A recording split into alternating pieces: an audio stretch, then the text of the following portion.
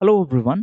तो बहुत सारे स्टूडेंट हर बार मेहनत करते हैं लेकिन फिर भी एग्ज़ाम क्लियर नहीं कर पाते।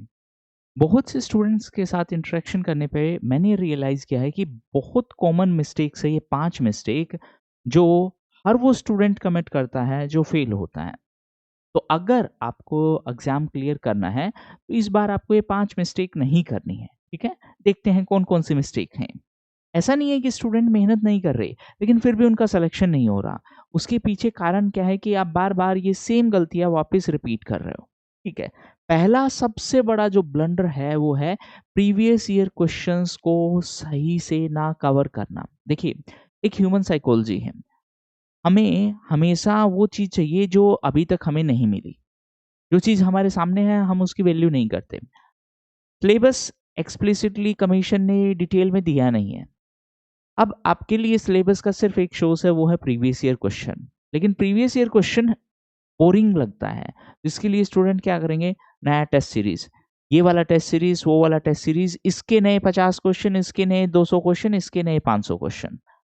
इससे अच्छा सिर्फ एक काम करिए, जो सब्जेक्ट आपने कवर किया है उसके सिर्फ प्रीवियस ईयर क्वेश्चंस कवर कर लीजिए।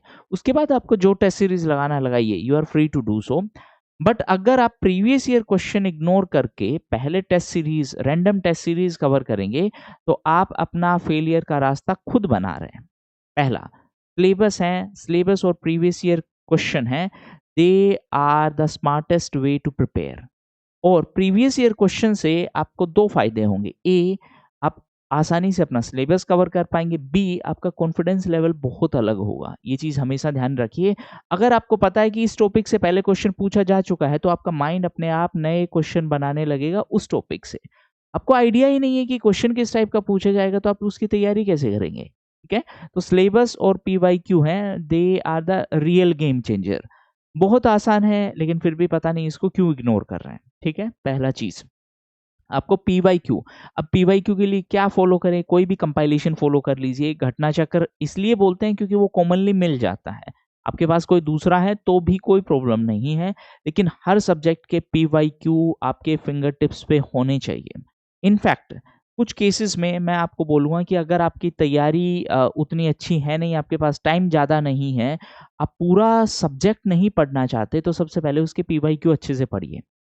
आपका मैक्सिमम जो रिज़ल्ट है उससे मिल जाएगा। देखिए, एक प्रिंसिपल है कि हमारा 80% रिज़ल्ट है, हमारे 20% एफर्ट से आता है।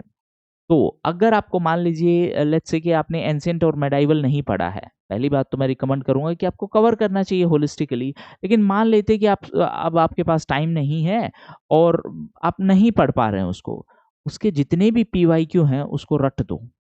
चांसेस हैं कि बहुत सारे जो थीम है उससे रिपीटेड क्वेश्चन आएगा और आप क्वेश्चन बना पाओगे, ठीक है? ये कब अप्लाई करना है, जब आपको लग रहा है कि एग्जाम बिल्कुल पास आ गया है और अभी तक मैंने कवर नहीं किया। अभी एग्जाम में टाइम है तो आप अच्छे से प्रिपेयर करिए, बट ये स्ट्रेटजी इफेक्टिव है, पहली बात। दूसरी बात, स्टैटिक सिलेबस कवर नहीं किया है और करंट अफेयर्स के लिए हाय तौबा मचाना। करंट अफेयर्स कहाँ से कवर करें, करंट अफेयर्स कहाँ से कवर करें?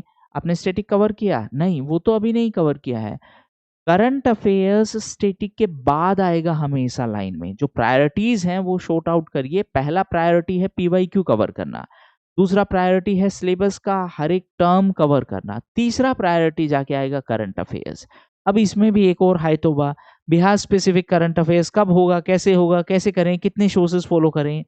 आप जो भी नेशनल करंट अफेयर्स कवर कर रहे हैं, 2 सेकंड इंटरनेट पे दीजिए और उसका बिहार स्पेसिफिक डायमेंशन भी कवर कर लीजिए। इससे ज़्यादा टाइम नहीं लगना है। बट पता नहीं क्यों चीज़ों को ज़बरदस्ती इतना कॉम्प्लिकेट करके बनाया हुआ है। हाँ, रही बात फैक्चुअल इन्फॉर्मेशन की, तो फैक्चुअल इन्फॉर्मेशन है वो एंड में आएगा हमेशा। जो फैक्चुअल क्वेश्चन्स आते हैं, जैसे बिहार स्पेसिफिक फैक्चुअल क्वेश्चन, तो बहुत सारी मैगज़ीन मैं पहले भी बता चुका हूँ, बहुत सारी मैगज़ीन हैं वो एज़ ए कंपाइलेशन आती हैं, लास्ट के 1 से 1.5 महीने पहले रिलीज़ होंगी, आप उसको पढ़ेंगे, काम खत्म है। अभी से आप अगर उस फैक्चुअल इन्फॉर्मेशन को रट के लेके चलना चाह रहे हैं, तो आप अपने दिमाग पे एक 15-20 किलो का एक अलग से बर्डन क्यों लेके जाना चाह रहे हैं? अभी आपका फ़ोकस कॉन्सेप्ट पे होना चाहिए, मतलब एक बेसिक सी चीज़ है ये। आप पूरा जो सीक्वेंस है उसको पलट दे रहे हो। करंट अफेयर्स आपको स्टैटिक से पहले कवर करना है, फैक्चुअल इन्फॉर्मेशन आपको कॉन्सेप्चुअल इन्फॉर्मेशन से पहले कवर करना है। तो ये किस टाइप का तैयारी है? हमेशा ध्यान रखें कि तैयारी का एक सीक्वेंस है, कुछ प्रायोरिटीज़ हैं। अगर आप प्रायोरिटीज़ के हिसाब से नहीं चलोगे, आपका नहीं होगा सिलेक्शन, ये चीज़ समझिए, चाहे आप कितना भी मेहनत कर लीजिए। मेहनत के साथ-साथ आपका एक प्रॉपर स्ट्रेटजी होना चाहिए। मेयरली बोलना कि ठीक है मैं पढ़ रहा हूँ, ऐसा नहीं है कि बच्चे मेहनत नहीं कर रहे। बट अगर स्ट्रेटजी सही नहीं होगा तो क्या रिज़ल्ट आएगा उस मेहनत का? आप उससे कम्पीट कर रहे हैं, एक चीज़ हमेशा ध्यान ध्यान में रखिए, आप उससे कम्पीट कर रहे हैं जो स्टूडेंट ऑलरेडी सिलेक्टेड है और अपना डिज़ायर्ड पोस्ट के लिए फिर वापस एग्ज़ाम दे रहा है। समझिए इस चीज़ को, आप उस स्टूडेंट से कम्पीट कर रहे हो और आसान नहीं है उस स्टूडेंट को आउटस्मार्ट करना अनटिल अनलेस आपके पास उससे बेहतर स्ट्रेटजी हो, क्योंकि नॉलेज बेस डेफिनिटली उस स्टूडेंट का अच्छा है जो ऑलरेडी सिलेक्टेड है। आप नए हो अगर तैयारी में तो आपका नॉलेज बेस उससे ज़्यादा अच्छा नहीं हो सकता। उसने प्रिपरेशन में ज़्यादा टाइम दिया है, ज़्यादा सीरियसनेस के साथ प्रिपरेशन किया है। तो ये चीज़ हमेशा क्लियर रखें माइंड में। पहले स्टैटिक फिर करंट अफेयर्स में भी पहले कॉन्सेप्ट फिर फैक्ट, ठीक है?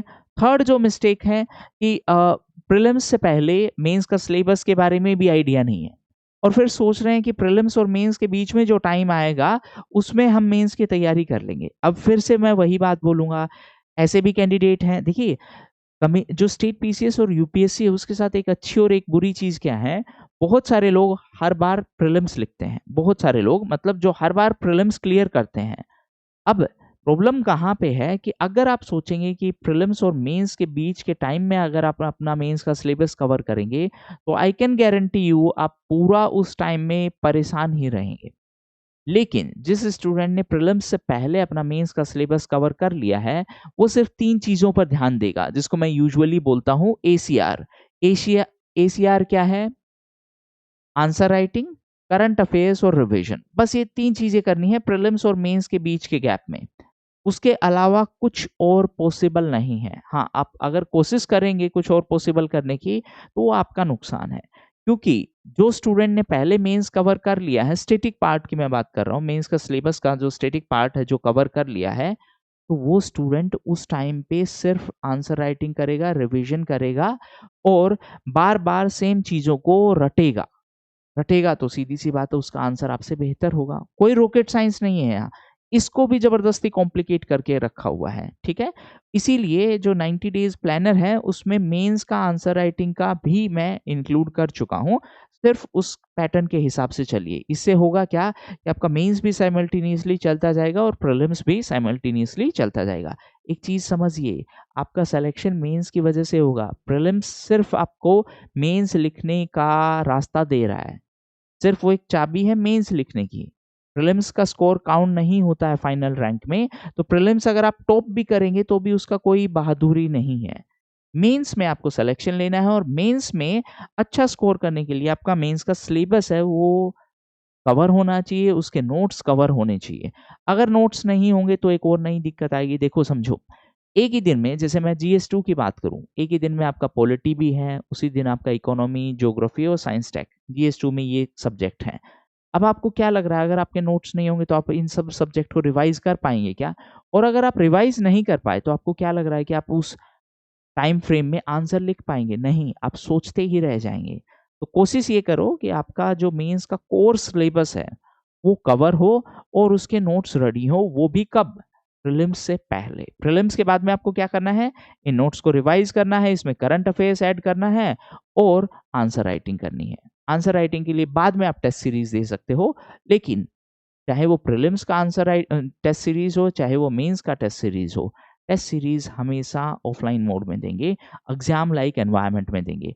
सिर्फ़ कंटेंट के लिए टेस्ट सीरीज़ मत जॉइन करिए, इंटरनेट पे कंटेंट भरा पड़ा है। आप 40,000 शोज़ भी फ़ॉलो करोगे तो भी 10,000 और नए शोज़ मिल जाएँगे। आप उतना कर सकते हो क्या? आपके पास उतना टाइम है क्या? वो चीज़ हमेशा ध्यान में रखिए, ठीक है? नेक्स्ट जो मिस्टेक स्टूडेंट कमिट करते हैं कि कोई प्रॉपर स्ट्रेटजी नहीं है। आज रैंडमली मन किया तो हिस्ट्री पढ़ लिया, कल रैंडमली मन किया तो कोई और सब्जेक्ट पढ़ लिया। इस तरीके से एग्ज़ाम क्लियर नहीं होगा। आपका एक स्ट्रेटजी होना चाहिए कि मेरे को प्रीलिम्स से लास्ट 15 दिन पहले क्या कवर करना है, कौन-सा सब्जेक्ट रिवाइज़ करना है, उसका प्रायोरिटी ऑर्डर क्या होगा, कितनी बार रिवाइज़ करना है। अगर स्ट्रेटजी सही नहीं होगी तो डज़ नॉट मैटर आप कितना भी मेहनत कर लो। ठीक है? आप अगर बिल्कुल फ्रेशर भी हो, तो भी आप 90 डेज़ प्लानर है जो कि फ्री ऑफ कॉस्ट है, यूट्यूब पे हर चीज़ डिटेल में बताई गई है, उसको फ़ॉलो करिए।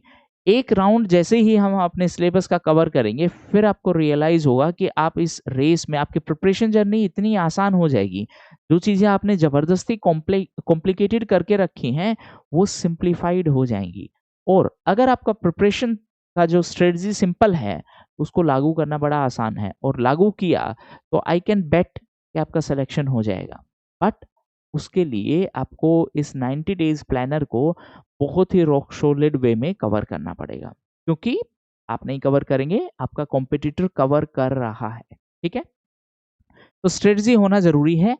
किस सब्जेक्ट को कितना टाइम देना है उसके वेटेज के हिसाब से, प्रीलिम्स और मेंस को पैरेलली कैसे कवर करना है, रिवीजन कब कवर करना है, आंसर राइटिंग कब कवर करना है, इस सब का स्ट्रेटजी आपका क्लियर होना चाहिए। नहीं है तो सीधी-सी बात है आप अपना टाइम वेस्ट कर रहे हैं। मैं शुगर कोटिंग करके कुछ भी आपको ऐसा फैंसी टर्म नहीं बोलूँगा कि आप मेहनत करते रहिए, हो जाएगा, नहीं होता है। आप किसी स्टूडेंट से पूछिए जो 3 साल से मेहनत कर रहा है, कोई कसर नहीं छोड़ी है मेहनत में। लेकिन फिर भी 3 साल हो गए, 5 साल हो गए हैं।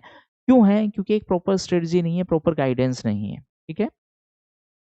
और जो लास्ट है कि टाइम मैनेजमेंट नहीं हो रहा और ना ही रिवीजन का कोई प्लान है। अब देखिए, आप इतने सारे डाइवर्स सब्जेक्ट पढ़ेंगे, आप हिस्ट्री भी पढ़ेंगे, ancient, medieval, modern, Bihar, geography, polity, economy, science, environment, पता नहीं क्या-क्या।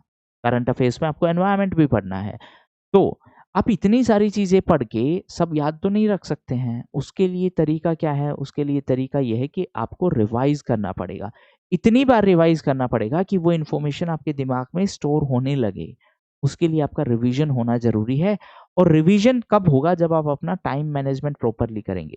अब टाइम मैनेजमेंट क्यों नहीं हो रहा? उसके पीछे का एक कॉमन कारण क्या है? पीडीएफ के लिए हाय तौबा मचाना। इसका पीडीएफ, उसका पीडीएफ। उससे होगा क्या कि आप हमेशा डिस्ट्रैक्टेड हो। आपको नहीं पता कि कब आपका पर्टिकुलर सब्जेक्ट का कब जो फर्स्ट राउंड है वो खत्म होगा। क्यों नहीं पता? क्योंकि आपने सोर्सेज़ ही इतने करके रखे हैं। बहुत सारे स्टूडेंट ऐसे हैं जो 2 साल से 1 साल से प्रिपेयर कर रहे हैं और अभी तक उनके सोर्सेज़ फाइनल नहीं है। तो आप खुद सोचिए उनका क्या रिवीजन प्लान होगा, क्या उनका टाइम मैनेजमेंट होगा। टाइम मैनेजमेंट और रिवीजन के लिए आपके सोर्सेज़ हैं वो बहुत कम होने चाहिए, लिमिटेड होने चाहिए। एक और नया जो है कि इतना सफिशिएंट है क्या ये? इतने से हो जाएगा क्या? जैसे मैंने अभी 90 डेज़ प्लानर में आपको करंट अफेयर्स का एक-एक पीडीएफ दिया, हाइलाइटेड पीडीएफ। मेरे पास कम से कम 30 ऐसे डाउट हैं, सर इतने से हो जाएगा क्या? आपने इतना कर लिया? नहीं, नहीं कवर किया। लेकिन वो साइकोलॉजी है कि हमें पहले गारंटी दो कि इतने से हो जाएगा क्या? तब हम पढ़ना शुरू करेंगे। आप अगर इस अप्रोच के साथ चलोगे तो आई कैन गारंटी कि कुछ नहीं होने वाला है। क्यों नहीं होने वाला है? क्योंकि हमेशा कल को कोई भी आएगा, कोई भी नई कोचिंग आएगी, कोई भी मेरे जैसा बंदा भी आएगा, वो बोलेगा ये पीडीएफ पढ़ लो। आप कितना पीडीएफ पढ़ोगे? ये चीज़ हमेशा ध्यान में रखो। सोर्सेज़ लॉक करके रखो, लिमिटेड सोर्सेज़ हैं, मल्टीपल रिवीजन है, लिमिटेड करंट अफेयर्स है। अभी कॉन्सेप्ट करंट अफेयर्स के कॉन्सेप्ट पे ध्यान देना है, बाद में करंट अफेयर्स के फैक्ट्स पे ध्यान देना है। अभी प्रीवियस ईयर क्वेश्चन करना है। अगर आपने प्रीवियस ईयर क्वेश्चन नहीं किए हैं और आप रैंडम टेस्ट सीरीज़ के पीछे भाग रहे हो, भगवान बचा सकता है, आपका कोई और कुछ नहीं कर सकता। तो हमेशा ये चीज़ क्लियर रखो। अब मैं एक इसको पूरे को स्ट्रीमलाइन कर देता हूँ। पीवाईक्यू है, वो आपका शॉर्ट पाथ है टू सिलेक्शन। पीवाईक्यू को इग्नोर नहीं करना है, रैंडम टेस्ट के पीछे नहीं भागना है। दूसरा, करंट अफेयर्स के लिए हाय तौबा नहीं मचाना है। पहले स्टैटिक रॉक सॉलिड वे में देखो, अगर मैं आपको अब बताऊँ तो हमने लास्ट के 6 दिन में पॉलिटी के सारे करंट अफेयर्स कवर कर लिए। और उस करंट अफेयर्स को कवर करने में आपको मुश्किल से 1 घंटा भी नहीं लगेगा अगर आपका पॉलिटिकल स्टैटिक पार्ट कवर है तो। जैसे फॉर एग्ज़ाम्पल मैं एक छोटा-सा एग्ज़ाम्पल है, रिसेंट कंट्रोवर्सी हुई, सुप्रीम कोर्ट का जजमेंट आया गवर्नर के कॉन्टेक्स्ट में और सेपरेशन ऑफ पावर इश्यू है, वो न्यूज़ में आया। अगर आपने पॉलिटी अच्छे से पढ़ा है तो सेपरेशन ऑफ पावर के बारे में ये न्यूज़ को पढ़ने में आपको मुश्किल से 30 सेकंड लगेंगे, हो गया करंट। पॉइंट इज़ अगर स्टैटिक सॉलिड होगा तो करंट अफेयर्स को कवर करने में टाइम नहीं लगेगा। अब स्टूडेंट क्या करते हैं इसमें जुगाड़ू तरीका करते हैं। सेपरेशन ऑफ पावर स्टैटिक में पढ़ा नहीं है, उसमें पीएचडी करंट अफेयर्स के थ्रू करने की कोशिश कर रहे हैं, तो आपको करंट अफेयर्स में टाइम लगेगा ही और आप ये बेवकूफ़ी वाला तरीका है। मतलब बोलना नहीं चाहिए बट ये लिटरली बेवकूफ़ी है क्योंकि आपको नहीं पता, आप अपने टाइम को वेस्ट कर रहे हो। इस तरीके से प्रिपरेशन नहीं होता है। आपका जो स्टैटिक पार्ट है वो रॉक सॉलिड होना चाहिए, फिर उसको करंट अफेयर्स से लिंक करना है। जब तक आपने वो नहीं किया है, आप कैसे लिंक करेंगे? ठीक है? तो दूसरा ये चीज़ है। तीसरा कि मेन सिलेबस प्रीलिम्स से पहले कवर नहीं किया। प्रीलिम्स से पहले अगर नहीं कवर किया, आई कैन गारंटी यू बीच वाले टाइम में आप नहीं कवर कर पाओगे, क्योंकि आपके पास तब बहुत सारी चीज़ें होंगी। आपको रिवाइज़ भी करना है, आंसर राइटिंग भी लिखना है। अब देखिए एक छोटी-सी चीज़, अगर आपका अभी सिलेबस पूरा नहीं है, तो आप आंसर राइटिंग कर पाएँगे क्या? नहीं कर पाएँगे। अब सिलेबस पूरा नहीं है, ये स्टेटमेंट भी कंट्रोवर्शियल हो सकता है। सिलेबस पूरा नहीं है का मतलब अगर आपने 50% भी मेंस का सिलेबस कर लिया है, तो भी बहुत है। 50% भी। हाँ, 50% से नीचे है देन आई वुड से कि आपको प्रॉब्लम होने वाली है। डज़ नॉट मैटर आप कितना मेहनत कर लो, टाइम तो नहीं स्ट्रेच कर पाओगे। दूसरी बात समझो ये कॉम्पिटिटिव एग्ज़ाम है। कॉम्पिटिटिव एग्ज़ाम में आपका परफॉर्मेंस कैसा है, सिर्फ़ इस बात से आपका सिलेक्शन नहीं होगा। कॉम्पिटिटिव एग्ज़ाम में ये भी मैटर करेगा कि दूसरे का परफॉर्मेंस आपके रिलेटिव में कैसा है। अगर आपने 12 घंटे पढ़ाई की और किसी ने आपसे आधा घंटा एक्स्ट्रा पढ़ाई की और सिर्फ़ एक ही सीट है, तो अब मेरे को बताने की ज़रूरत नहीं है सिलेक्शन किसका होगा। अगेन मैं यहाँ पे मान रहा हूँ कि दोनों का क्वालिटी है, वो सेम है। क्वालिटी जो आप 12 घंटे पढ़ाई कर रहे हो, उसका सेम है, तो बाय डिफ़ॉल्ट जिस स्टूडेंट ने एक्स्ट्रा पढ़ाई की है, उसका सिलेक्शन होगा। इट्स अ कॉम्पिटिटिव एग्ज़ाम, समझो इस चीज़ को, ठीक है? नेक्स्ट है नो प्रॉपर स्ट्रेटजी। अगर स्ट्रेटजी नहीं होगा, जैसे वो बोलते हैं ना, if you are not planning, you are planning for failure. If you fail to plan, you plan to fail. ठीक है? तो आपका प्रॉपर स्ट्रेटजी होना चाहिए। स्ट्रेटजी के लिए 90 डेज़ प्लानर है, उसको स्ट्रिक्टली उसमें कुछ दिमाग लगाने की ज़रूरत नहीं है। सब सिलेबस विद रिवीजन कवर हो जाएगा। तो ये आपका टाइम मैनेजमेंट वाला भी प्रॉब्लम सॉल्व कर देगा और रिवीजन वाला भी। दूसरी बात, ये डाउट आपके माइंड में दोबारा नहीं आना चाहिए, इतना सफिशिएंट है क्या? जितने सोर्सेज़ आपके पास हैं, अगर आप उन सब सोर्सेज़ को 8 से 10 बार रिवाइज़ कर लोगे, डज़ नॉट मैटर आप कितने पीछे हो, डज़ नॉट मैटर, अगर आप उनको रिवाइज़ कर लोगे, आपका सिलेक्शन हो जाएगा। तो मन को थोड़ा शांति दो, काम पे ध्यान दो। काम सिर्फ़ एक है, जो सोर्सेज़ हैं, उनको लॉक करो, उनको मल्टीपल टाइम रिवाइज़ करो। All the best. आपका प्रिपरेशन से रिलेटेड अगर कोई भी डाउट है, इस वीडियो के कमेंट सेक्शन में लिखिए, मैं उसको आंसर करूँगा। ठीक है? पढ़ो अच्छे से।